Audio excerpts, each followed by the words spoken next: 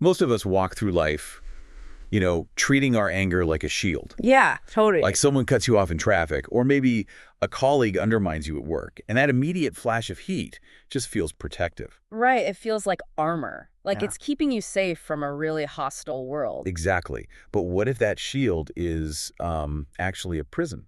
That is the big question. Right. So today's deep dive takes a stack of notes from this profound, newly published essay that kind of bridges theology and clinical psychology. And it does so in a really fascinating way. It really does. So the mission for us today is to embark on a journey that moves from our initial, very human confusion about what justifies our anger, all the way to the ultimate goal of spiritual liberation. We're basically going to examine the terrifying ways our own minds manufacture grievances just to keep us trapped. Okay, let's unpack this, because the essay begins by exploring a core mystery. It's this centuries-old debate over a single phrase to answer a surprisingly difficult question. Which is, are we even allowed to be angry in the first place? Right, which sounds simple.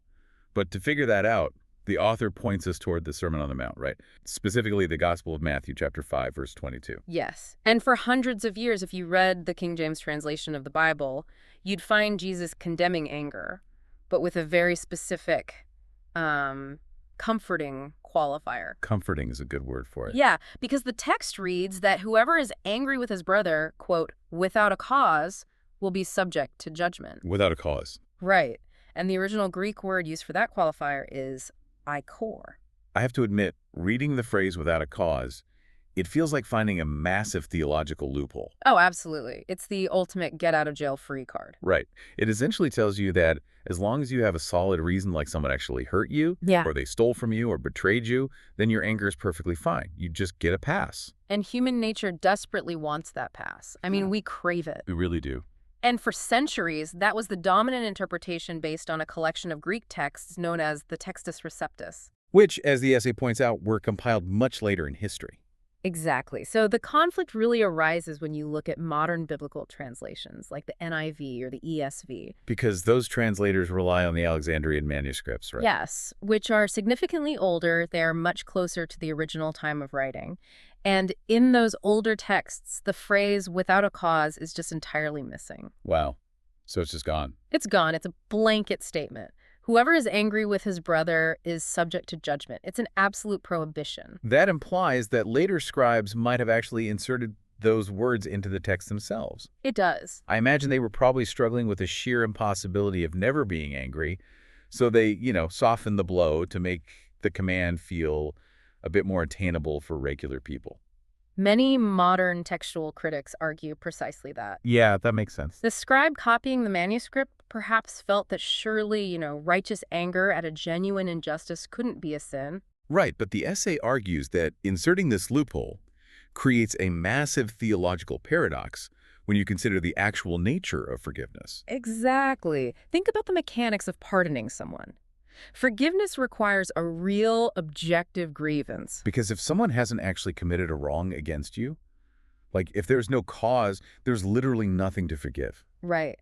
Which means if Jesus only commanded us to let go of anger when no wrong has been committed, the whole concept of forgiveness just collapses. It becomes completely meaningless. I keep thinking of this image from the source notes, this image of glowing red-hot coals. Oh, that's a powerful analogy. It is, right. Are we holding on to this phrase without a cause like you're clutching onto a pile of glowing hot coals? Yes. We think the just cause is keeping us warm and safe from the person who hurt us, but really it's just burning our own hands. While the person who wronged us is just walking around completely fine. Exactly. We're the only ones getting burned. What's fascinating here is how the author resolves this tension. They suggest that even if the phrase was originally spoken, anger without a cause isn't describing a reaction to a literal physical injury. Okay, so what is it describing then?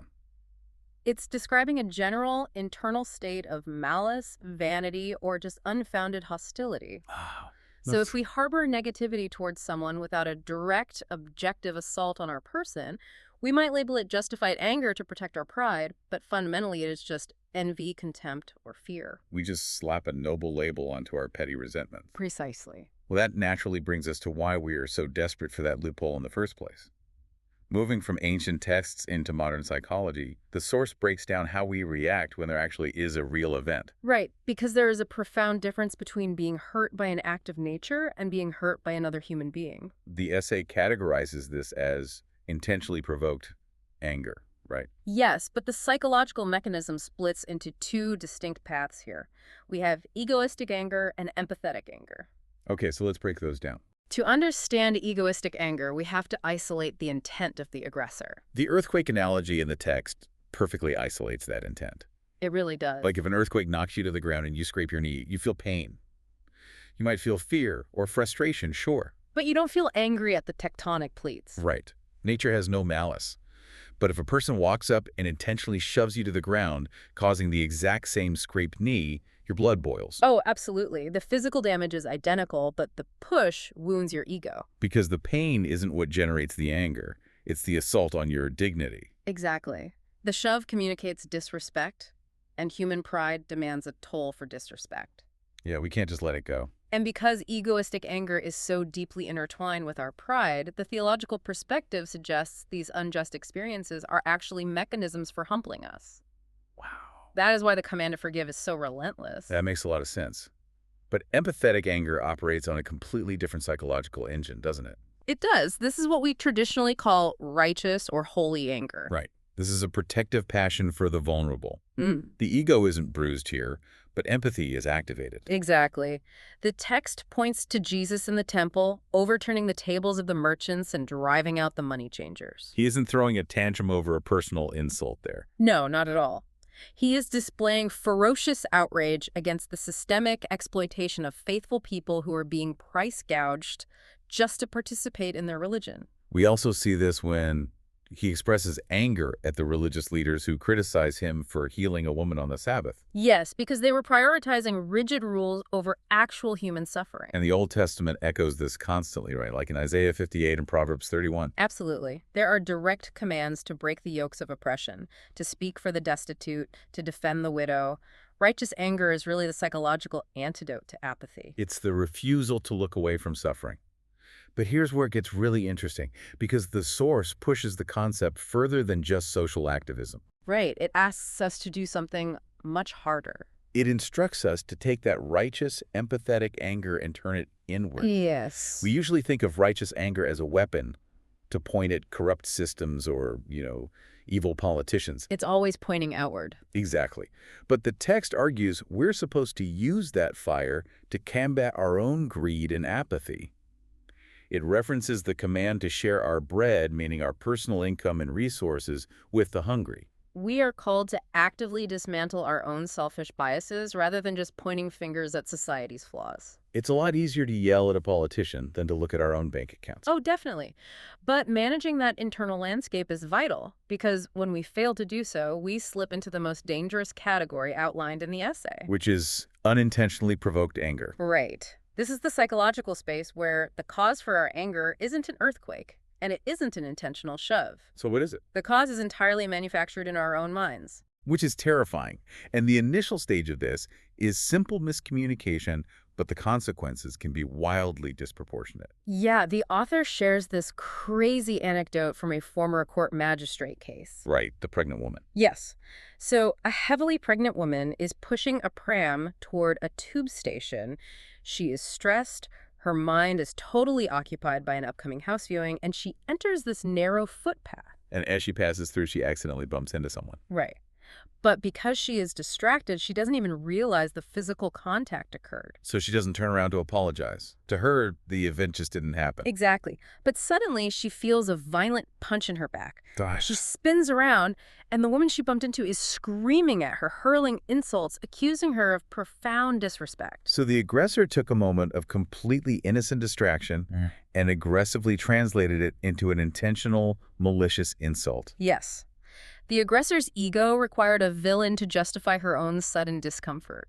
And the author expands on this mechanism by introducing the concepts of social qualifiers and inherent guilt. Okay, what is a social qualifier? It's an arbitrary set of rules our ego creates about how others should behave, look, or exist just to earn our baseline respect. Oh, I see. So when someone violates those unwritten rules, we assign them inherent guilt. They are judged guilty not for any hostile action they took against us, but simply for their identity or their existence. Reading about the real-world consequences of inherent guilt is honestly harrowing. It really is. The text examines a 2008 case in Hastings, in the UK, involving Mohammed al-Mashed. Right, the 16-year-old student. Yeah. He was attacked and killed by a group of youths, and he hadn't provoked them. He hadn't insulted them. Not at all. But it was a period of high anti-immigrant hostility, and to his attackers, he was perceived as an outsider. His very existence was the crime. The attacker's egos manufactured a cause out of pure prejudice. It's just a devastating reality. If we connect this to the bigger picture, prejudice functions as a psychological shortcut. A shortcut to what? It allows an individual to bypass the need for a legitimate grievance. Because, acquiring a real grievance requires someone actually doing you wrong. Right. So instead, they manufacture a grievance out of thin air to justify their own internal hatred.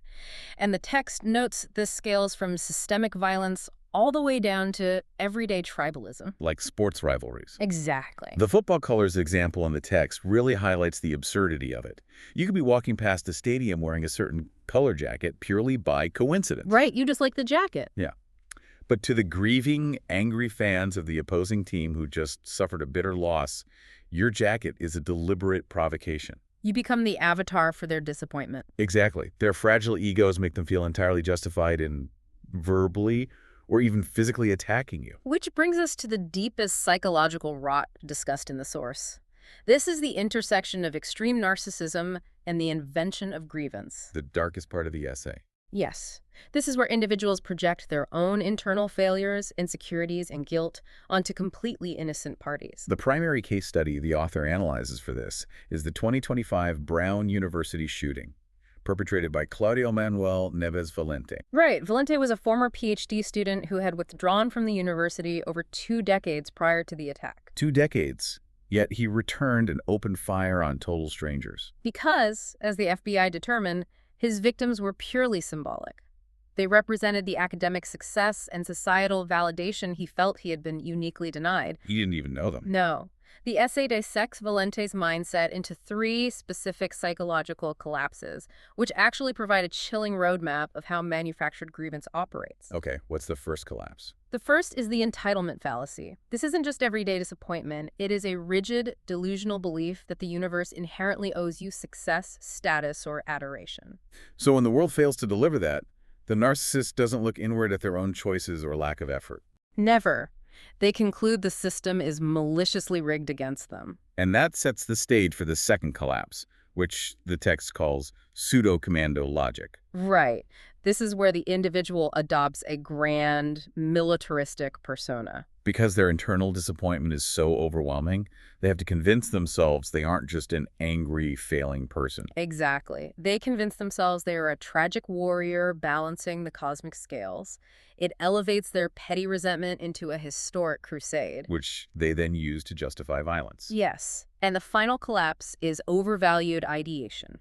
What does that mean in this context? It occurs when a single, twisted narrative like, this institution purposely ruined my life, grows so massive, it crowds out all empathy, reason, and humanity. The victims are no longer perceived as human beings with families and futures. No, they're reduced to cardboard cutouts, just mere props in the aggressor's internal manufactured tragedy. The truly unsettling part is that the source doesn't restrict this narcissistic grievance to just headline-making violence.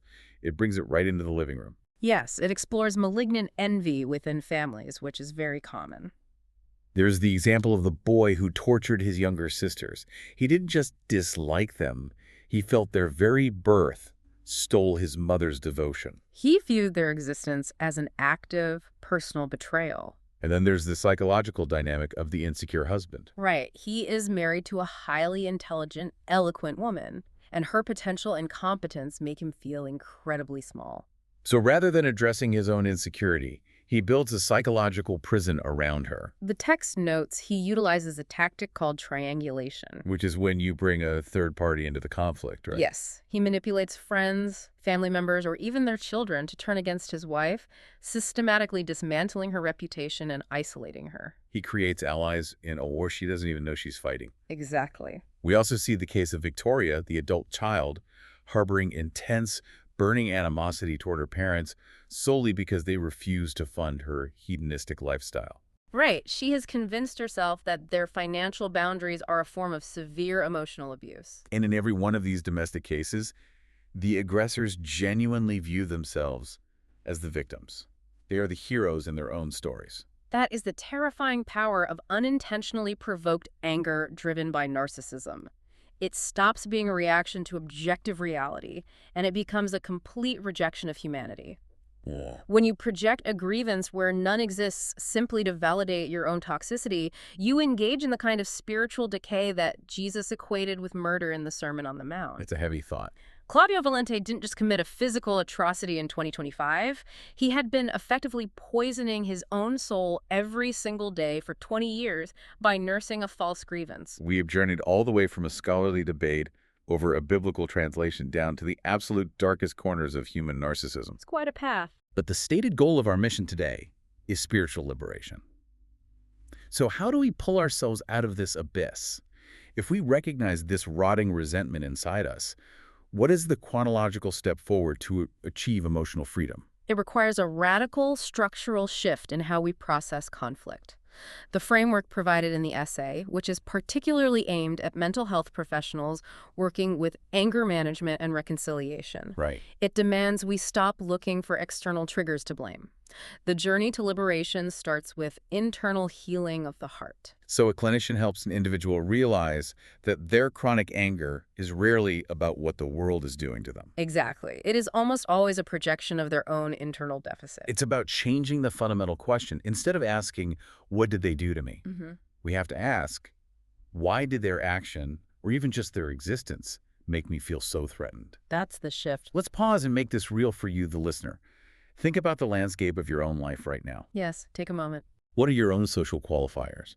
Who have you unconsciously convicted of inherent guilt simply because they don't match your arbitrary expectations or because their success highlights an area where you feel inadequate? This raises an important question, right? Are we sometimes holding on to grudges where the other person has already made peace just because we are secretly operating out of envy or disdain? It's a tough pill to swallow. It is. But the text provides concrete exercises to help identify and diffuse this manufactured anger. What's the first step? The first step is mapping the egoistic anger. When you feel that flash of indignation, stop and map its origin. So ask yourself, is my physical safety or basic dignity actually under threat, or is my pride merely bruised? Exactly. And the second exercise is actively dismantling those social qualifiers. Meaning recognizing when you are demanding the world bend to your specific rules and deliberately choosing to let go of that demand. Yeah. So what does this all mean? It all comes down to replacing the feeling of entitlement with intentional acts of daily forgiveness. Because if we wait around for the perfect, justifiable cause to forgive someone, we will be waiting forever. Our ego will always invent a new reason, a new technicality to stay angry. Right. True spiritual liberation requires actively dismantling our own manufactured biases, rather than demanding apologies from people who may not even know they offended us. This circles back to the startling ultimatum at the heart of the theological text. Forgiveness is fundamentally misunderstood in modern culture. Completely misunderstood. It is not a gift we generously bestow upon others from a position of moral superiority. No, it is a debt we owe. Yes. We've covered incredible ground today. We started with scribes trying to insert a loophole for anger into ancient texts, moved through the psychology of egoistic versus empathetic anger, and witnessed the tragic consequences of inherent guilt in cases like Muhammad al-Majid and Claudio Valente. And finally arrive at the concrete tools needed to dismantle our own internal biases. If we accept the premise that forgiveness is a debt we owe, it completely reframes our responsibility to the broader culture. Think about how a society models conflict resolution for the next generation. Right. If an entire culture operates on manufactured grievance, if we teach our children that every bruised ego is a profound injustice requiring retaliation, we are systematically destroying their capacity for resilience and peace. That is a staggering thought to take with you. If we are actively tallying up false debts in our own minds, we aren't just burning our own hands, we're passing those hot coals down to the next generation. We really are. Thank you for joining us on this custom-tailored deep dive. We hope it provided some clarity on the fire we all carry inside us, and perhaps a map for finding your own emotional freedom. Thanks for listening. Stay curious, keep questioning the mechanics of your own mind, and we will catch you next time.